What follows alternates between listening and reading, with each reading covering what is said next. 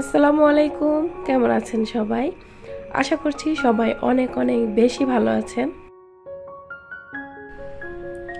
বারান্দার কিছু সুন্দর মুহূর্ত নিয়ে আপনাদের মাঝে হাজির হয়ে গেলাম।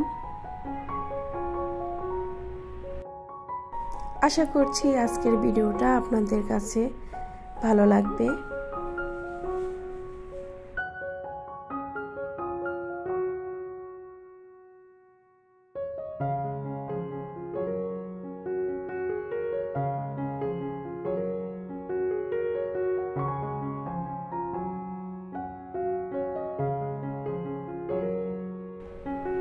এই তো এখানে শখ করে আমি লাউ গাছ লাগিয়েছিলাম, তো গাছটা অনেকটাই বড় হয়ে গেছে। আর এখানে লাগিয়েছিলাম কিছু বেগুন গাছ। মাশাআল্লাহ, বেগুন গাছও খুব সুন্দর ফুল ফুটে আছে।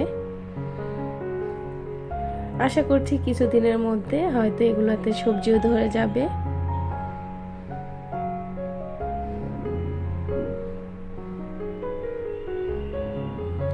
এখানে সাথে আরেকটা গাছ আছে, তো এই গাছটাতেও ফুল ফুটলো।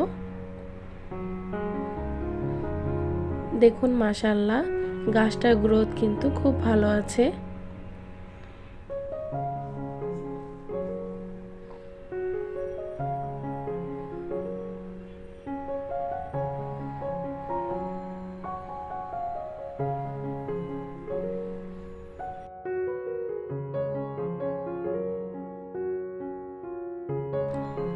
রাসায়নিক সার ব্যবহার করি না, ঘরোয়া যে সারগুলো থাকে, যেমন আলুর খোসা, ডিমের খোসা, কলার খোসা, এগুলোই আমি গাছে দিয়ে থাকি।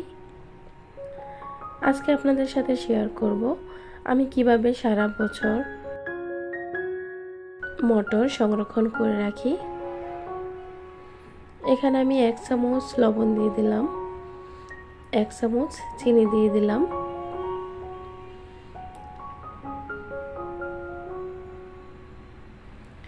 এখন পানিটা গরম হয়ে আসলেই আমি ধুয়ে রেখেছি এই মটরগুলো। আর মটরগুলো 2 দিন আগে আনা হয়েছিল।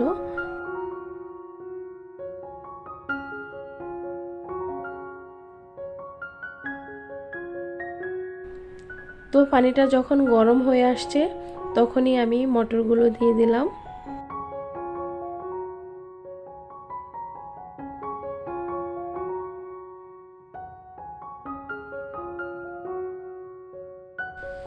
আর মটর বেশিক্ষণ সিদ্ধ করা লাগবে না, আমি 3 মিনিটের মতো রাখবো। আর দেখুন কত সুন্দর সবুজ কালার হয়ে গেছে পানিটা।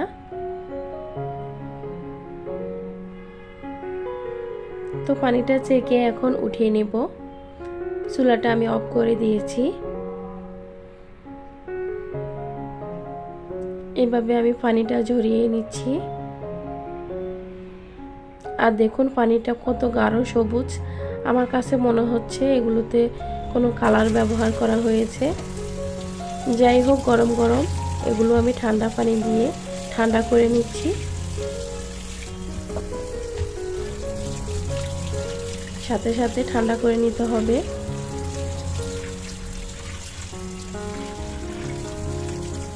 অনেকে অনেকভাবে রেখে থাকেন, আর আমি এভাবে রাখি, তাই আপনাদের সাথে একটু শেয়ার করলাম। এই তো বড় একটা ট্রেতে আমি এগুলো একটু মেলে দেব।